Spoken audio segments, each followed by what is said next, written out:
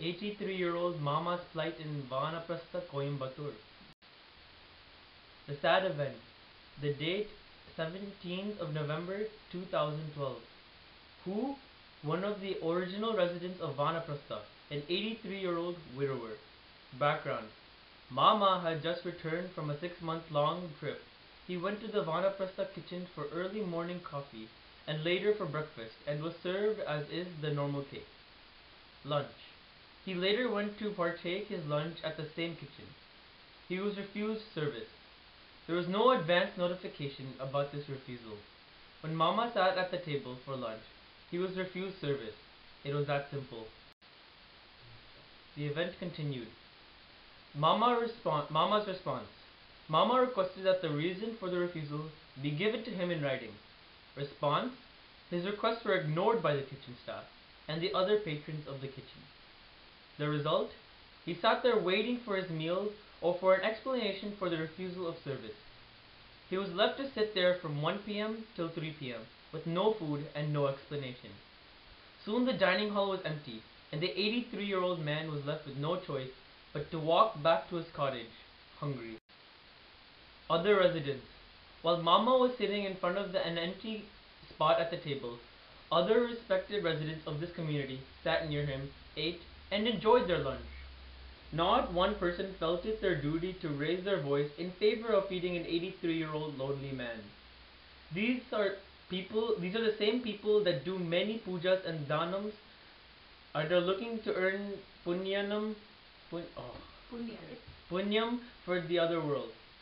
However, there was a choice of doing a simple act of kindness to a fellow human being. Not one rose to the occasion and spoke up on his behalf. All they had to do was to refuse to eat till Mama was also served. Make use of the adage that there was strength in numbers.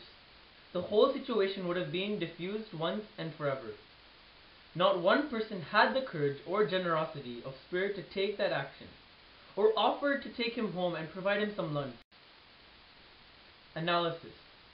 Since Mama was given no explanation for why he was refused food, I do not know the background for this action. I claim that whatever the dispute or disagreement, refusing food to one who is seated at the table is a slap in the face of Brahmana Dharmam that we are so proud of. In a related incident, the residents of the adjacent pyramid complex were told in advance that their food service would be terminated. Those senior citizens, too, were left scrambling to make new arrangements. At least they were told in advance, and were given notice. Mama was not given even that simple consideration of being told in advance. He was deliberately humiliated in a premeditated manner. The management who ordered this petty act are primarily responsible for the pain and humiliation Mama endured.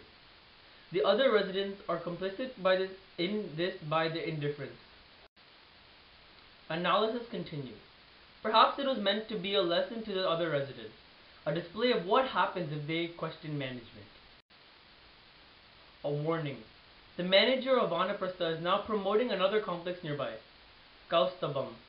He is also involved with the Dhyanaprastha and the pyramid. This message is a warning to the people considering any of these complexes to do your homework. These places are not the paradise they are portrayed to be.